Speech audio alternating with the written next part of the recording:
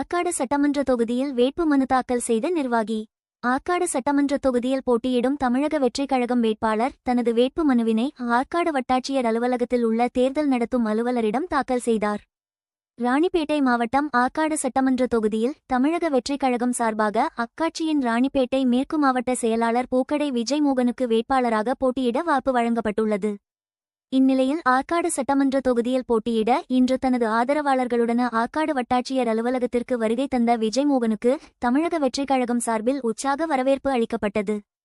பின்பு தேர்தல் விதிமுறைகளின்படி அனுமதிக்கப்பட்ட தமிழக வெற்றிக் கழக 5 நிர்வாகிகளோடு தேர்தல் அலுவலரை சந்திக்க காவல்துறையினர் அனுமதித்தனர்.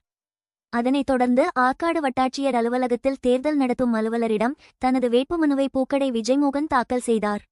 வேட்புமனுவை பெற்றுக்கொண்ட தேர்தல் அலுவலர் அவர்கள் மனுவை பரிசீலனை செய்து பின்பு வேட்புமனுவை ஏற்றுக்கொண்டார். கனவு தமிழகம் செய்திகளுக்காக ராணிப்பேட்டை செய்தியாளர் செந்தில்குமார்.